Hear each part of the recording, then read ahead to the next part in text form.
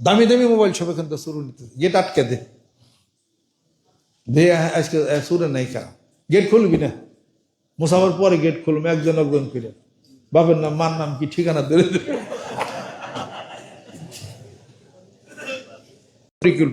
পরিকল্পিত এটা, এ কাজ আপনি নিজে করে আপনি নিজে টাকা মারছেন।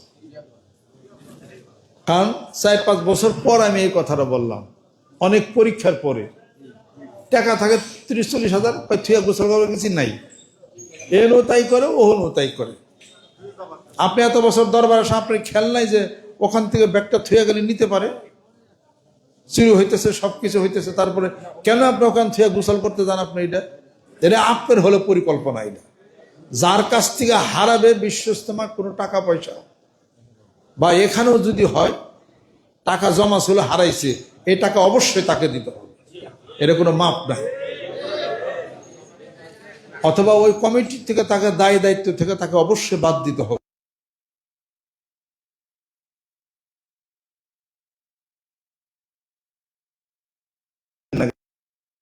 পকেটে এনে ঘুরতেছেন, আবার বলার পরও দেন না, ঘুরতেছে কতদিন পর নিয়ে গেছে কামাইরে, আপনি প্রথম দিন আসে টাকা জমা দেয়, এই কথা অর্থটা কি?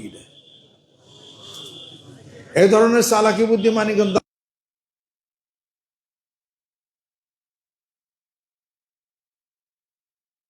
40,000 তো দূরের কথা, 2 লাখ টাকাও পারিবেন না যে প্যাসে পড়লে। এই সমস্ত 2 নম্বরই কেউ করবার আসে, এইখানে 2 নম্বরই করেন না।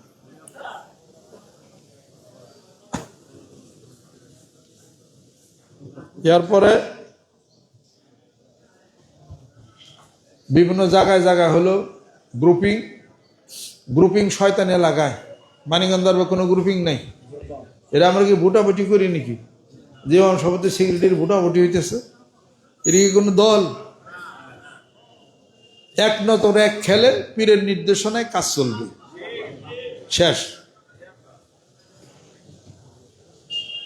আপনি যে পীরের হুকুমে কাজ করেন, আপনি তো এটাই তো সুখ, এটাই তো আপনার জনগণের সবচেয়ে বড় শান্তি। আপনারা যদি কেউ মনে করেন যে আমি বোকা না, আমি সরল,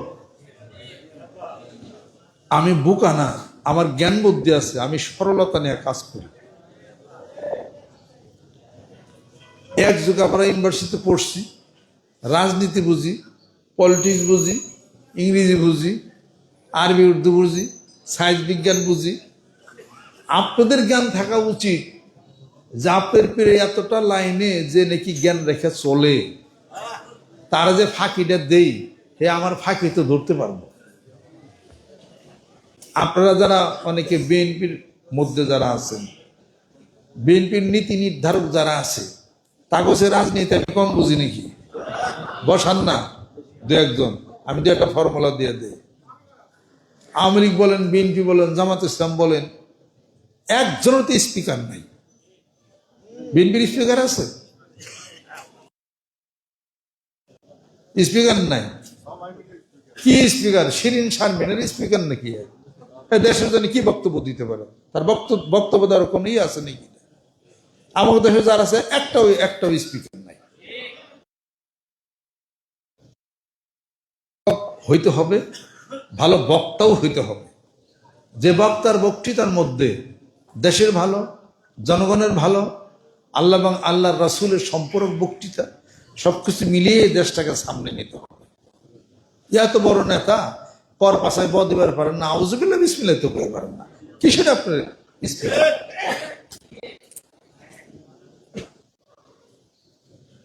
আমারও তো বিশ্বাস হয় যে কোনো এলাকার গ্রামে যদি ঢুকি, ও যে দলের থাকবে আর ভোট নিয়ে হবে ইনশাআল্লাহ। কেমনে আনতে হয় এই টেকনিক্যাল কায়দা, এগুলো আপনার জানা আছে, আমি কোনো রাজনীতির মধ্যে নামি না। কিন্তু মানিকগঞ্জের মধ্যে আপনারা যারা আছেন, আপনাদের ধারণা অবশ্যই থাকতে হবে যে আমার পীরের পলিটিক্যাল ব্রেন আছে। আমার সাথে পলিটিক্স কেউ করেন না, করলে তারা খাবে, আমি কিছু রাগ করবো না, কিছুই বলবো না। এটা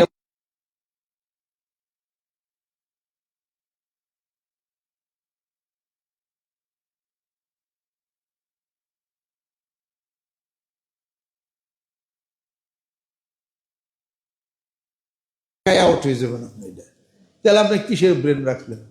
এত বছর দরবারে থাকে হ্যান ত্যান চলে যদি আউট হয়ে যান, তাহলে কোনো যাবেন আর কোন জায়গা যাবেন?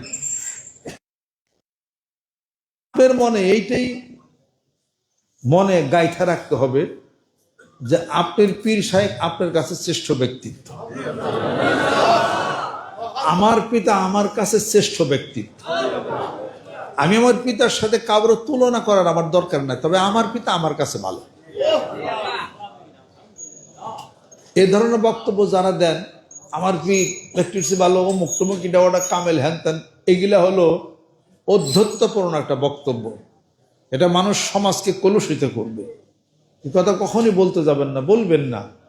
সবার প্রতি সম্মান শ্রদ্ধা রাখবেন, মনের ভিতরে রাখবেন যে আমার পীর সাহেব আমার কাছে শ্রেষ্ঠ। আপনি কেন বলতে যাবেন, কেন প্রচার করতে যাবেন? মানুষের সাথে তুলনা কেন করতে যাবেন?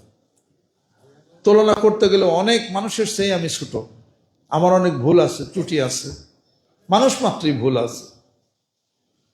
আচ্ছা, মনে রাখেন যে আমি যার নেতৃত্ব আছি ওনার নেতৃত্ব সঠিক, উনি আমার কাছে শ্রেষ্ঠ মানুষ, আমার কাছে ভালো মানুষ, ওনার সব কিছু আমার কাছে ভালো লাগে, ওনার রাগটাও আমার জীবনের সৌন্দর্য, ওনার কথাও আমার কাছে ভালো লাগে।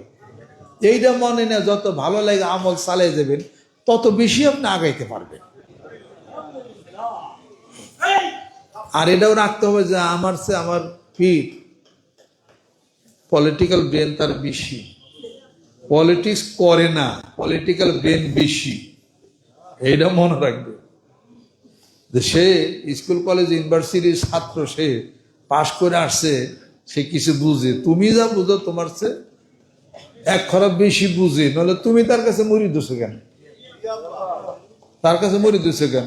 তুমি আরেকখানে যাও, নিজে পীর হয়ে যাও গা, দরবার হাজিয়ে দাও গা। প্রত্যেক ইংরেজি মাসের 15 তারিখ মাসিক মাহফিল, আমার বাড়ির স্থানে বিশাল জায়গা আছে মসজিদ করে, তুমি এটা মাসিক মাহফিল ঘোষণা করে দাও। প্রত্যেক ইংরেজি মাসের 10 তারিখে এ দরবার শরীরে মাসিক মাহফিল অনুষ্ঠিত হয়। আপনারা সকালে আসবেন, খাবারের ব্যবস্থা আছে, বসার সুবন্দোবস্ত আছে। লিখে দেন, দেন তো দায় কটা। আল্লাহর হমন্দিনে যাইব, বউ তো যাবে কাদের, তুমি সব কি শুরু করছো? এটা কত মানুষের দেখলাম। আমার পিতার পরে তারা খুব শখ করে পীর হয়েছিল, এখন সবই হারাইছে, কিছুই দেয় আর। শখ করে কোনদিন পীর হন যায়, শখ করে লুঙ্গি কিনন যায়, শার্ট কিনন যায়, প্যান্ট বানান যায়, হ্যাঁ, শখ করে ইন্ডিয়া ঘুরে আসা যায়, শখ করে পীর হয়ে লাভ নাই কোনো। শখ করে পীর ওবে গেলে আমাদের দেশের সবচেয়ে ধনী ধনী মানুষ পীর হাই যাবে, সত্য তাই না? বিশাল টেকা টোকা দেয়া, বিশাল মসজিদ, বিশাল ফিল্ড বানাইতো, লাল নীল বাত্তি মাত্তি জ্বালাইতো, পাগড়ি ছাগড়ি সবকিছু বাইন্দা সিংহাসন বানাইতো, স্বর্ণের সিংহাসন, ডাইনামামে দালাল লাগতো 4-5টা, মলানা ভাড়া করে রাখতো, ওয়াজ টস করতো, হে খালি মুরিদ করতো। হইব নি? এগুলো আল্লাহর পক্ষ থেকে হিসাব পত্র গিলা দেয়। তুমি চেষ্টা করলে এগুলো হইব না, এগুলো অপচেষ্টা। এটা চেষ্টা করে পিসাব হাসবার গেলে অপচেষ্টা এটার মধ্যে। এটা কাজে যারা মুরিদান আছেন, মনে রাখতে হবে যে আমার পীর এক খরা বেশি জানে বুঝে, তোমার চেয়ে বেশি জানি বুঝে, এটা তোমার মনে রাখো। মানুষের সাথে তুলনা করতে যাও না, আমি অনেক কম জানি কিন্তু তোমার চেয়ে বেশি জানি। এটা হলো পীর মুরিদির ব্যাপার, এটা পীর মুরিদির ব্যাপার, এটা বাইরের কথা বলি না আমি। এটা কাজে সে কৌশলে এমন কাজই করবে, তাতে তোমার সম্মান কিন্তু রক্ষা হবে না, তোমার সম্মান নষ্ট হবে। তোমার যে তরিকা চালায়, তরিকা চালানোর কৌশলটা তার কাছে আছে। যে পার্টি চালায়, পার্টি চালানোর কৌশল তার কাছে আছে। আমি এই তরিকা এটা চালাইছি, দরবারের কৌশলটা আমার কাছে আছে। আমি কোন কৌশলে কেমনে চালাই, এই কৌশলটা আমার জানা আছে। অত সব বুদ্ধি শুদ্ধি বাদ দিয়া পীরের শাইখের খুশি মতো চলবে ইনশাআল্লাহ তাআলা। দরবার সুন্দর হবে, তোমার জীবনও সুন্দর হবে, এবং আরো লক্ষ জনসংখ্যা আরো বেশি বেড়ে যাবে। তোমার লোভ থাকবে একমাত্র তোমার পীর এবং শাইখের। তোমার সারাদিনের চিন্তা ভাবনার পরে তোমার শাইখের দেওয়া লেসনগুলি, সেগুলো দিয়ে তুমি তো মনটা, হৃদয়টা সেদিকে তুমি ছুটপা। এখানে আব্বা দেবেন্দ্র কলেজে শিক্ষকতা করতেন, ওই সাইকেল দিত, সাইকেল আমি নিয়ে আসতাম বাসা, টিফিন কেটে খাবার নিয়ে যাইতাম, মসজিদে বসে আব্বা খায়া ওইখান থেকে চরমনায় চলে যেত। দাদা হুজুর সাথে দেখা করে আবার রাত্রিতে লঞ্চে ফেরিতে আবার চলে মানিকগঞ্জ আইসা 9:30 এখানে ক্লাস করে একচুটে বাসায় আসছেন তারপরের দিন 2টার সময়। মা কইতেন যে এখান থেকে কলেজ টাউনে খাওয়া দাওয়া করে একটু রেস্ট নিয়ে তারপরে যাইতে, তুমি বুঝবা না, এই বাসায় আসতে আসতে আমার মন পরিবর্তন হতে পারে, আমার ওখান থেকে চলে গেছে। যখনই তোমার তোমার ডাক্তার হলো তোমার পীর সাহেব, তোমার মনের ডাক্তার, তোমার হৃদয়ের ডাক্তার, তোমার দেহের ডাক্তার, তোমার ডাক্তার হলো তোমার পীর সাহেব। রুগী এক জায়গায়, ডাক্তার হয়ে যায়, রোগ সারবনি, রোগ সারবে? তাহলে পরে রুগীকে অবশ্যই ডাক্তারের কাছে যাইতে হবে। উনি তোমাকে দেখে বুঝা দিবে যে তোমার কোন কোন জায়গায় কি ধরনের রোগ তোমার হয়েছে, ওই ধরনের রোগের চিকিৎসার ট্যাবলেট তোমার সাহেব দিবে। দেরি করলে পারে ক্যান্সার হবে, তাড়াতাড়ি আসার ব্যবস্থা করো। যত আসবে চুলার কাছে তত বেশি গরম লাগবে, সুবহানাল্লাহ। যত আসবে ততই বেশি তার জন্য লাভ হবে। এমন একটা কথা সে শুনে যাবে তার জীবনের, ওটাই অনেক বড় বড় পাথেয়। ছোট ছোট কত কথা আব্বার কাছে শিখা রাখছি। আব্বা বলছেন যে চাকরিজীবীরা ব্যবসা করলে ব্যবসায় বেশি লাভ হবে না, এ কথা আমি লিখে রাখছি। আমি জিজ্ঞেস করছি আব্বা কি কারণ? হয় শোনো, যারা চাকরি করে দুনিয়ার ভেল বাক্কা তারা বোঝে না, দুনিয়ার ভেল বাক্কা বোঝে, লেনদেন বোঝে না তারা।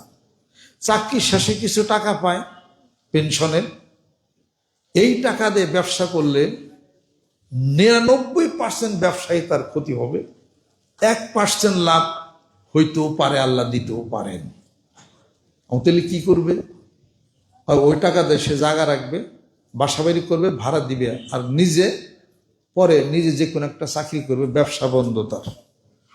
শিখা রেখো, ওই কথাই আমি মুরিদদেরকে বলি, এটা আমার জীবনের পাথেয়। যেরকম সুবহানাল্লাহ, যত কলাম মানুষ দেখছি চাকরির পেনশনের টাকা দিয়ে ব্যবসা করছে, একটাও ব্যবসা লাভ করতে পারে না। আর আমি যাগো বুদ্ধি দিয়েছি, জায়গা রাখেন গা, রেখে ঘরটাকে বাড়া দেন, আপনি আর একটা কিছু করেন, তারাই লাভবান হয়েছে। ওই যে আমার পীরের কথা, ওইটা রাখছি, ছোট্ট একটা কথা। তো ছোট্ট একটা কথা আপনাকে বলে দেবো, আপনার পীর, ওইটা তো আপনার জীবনের পাথেয়, আপনি তো পয়সা জীবন ওটা। সে তো তার জীবনের অভিজ্ঞতা দিয়ে সে একটা কাজ চালাইছে, তরিকা সে চালাইছে। এক ধরনের পুরোনো 20 লাখ টাকা আসলো, পরে আমার কাছে কিছুদিন থাকলে পরে সে দিয়ে দিলাম, বললাম যে জায়গা রেখে থিয়া বাসা ভাড়া দেন গা, সেটা করছে। এখন ওনার দাম হলো 50 থেকে 60 লাখ টাকা। ব্যবসা করলে ব্যাগ চাঙ্গে উঠতো না, কথা ঠিক কিনা?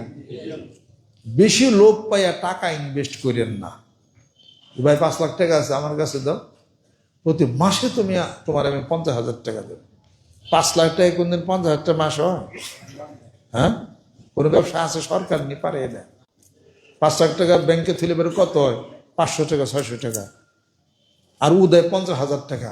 এই লোভে বইরেন না। এটা 1 তারিখে 2 তারিখে দিব, দিয়া তারপর খুঁজে ভাই টেহাটা আটকা গেছে, ও টেহাটা চাষ। বেশি লোভে কোনদিন টাকা ইনভেস্ট করেন না, সাবধান। টাকা নারী কলম, টাকা নারী কলম, টাকা নারী কলম, যার হাতে যাবে তার কথাই কবে। কলম সাথে থাকলে লিখবেন, আমার কথা বলে যা মনে তাই লিখতে পারি। টাকা আমার কাছে আছে, এখন আমি বলি, আর মেয়ে লোক যার কাছে থাকে তার কথাই কই। টাকা নারী কলম, কথা ঠিক কিরে কর। এত খুব সাবধান করে ক্ষতিগ্রস্ত হয়েন না আপনারা। আনেন মোবাইল, টাকা পয়সা আনেন, যদি কেউ শুনি যে টাকা 25,000 হারাইছে, না, তাহলে আমার প্রশ্ন হচ্ছে, আমার 25,000 টাকা আপনার দরবারে বের করেছে কেন? আপনার 500 টাকা আসতে লাগবো, 500 টাকা খাইতে লাগবো, তেলে গেল 500 1000। যদি মনে করেন দরবারে দিবেন 5,000, সেই দিয়ে দেন আগে, তো টাকাটা আমি পাইতাম, নাহলে পকেট মারি পাইলো, লাভ কি হইল? ও যে একটা কোন কারণ আইছিলাম, টেয়া তেলে বেশি, খুব টেয়া যাবো বেশি, 1 জায়গার টেয়া দিয়ে যান তাড়াতাড়ি 50,000 টাকা। কাজে এই কথা যেন কানে না আসে যে আমার 33,000 নাই, 25,000 নাই। ঘটনা কি এটা? একটা ইস্তেমাইতে এত টাকা লেগে যা দিবেন নিয়ত করেন, আইনা তারতে সেটা দিয়ে দেন, তো পকেটে টাকাটা মারলো না। 1,500 টাকা তো রক্ষা করা সহজ, 1,000 টাকা রক্ষা করা সহজ। আর মোবাইলটা খেয়াল করে রাখবেন, দামি দামি মোবাইল সব এখান থেকে শুরু নিতে, গেট আটকে দে আজকে সুরে নাই কা, গেট খুলবি না, মুসাফার পরে গেট খুলবে একজন একজন করে, বাপের নাম মার নাম কি ঠিকানা ধরে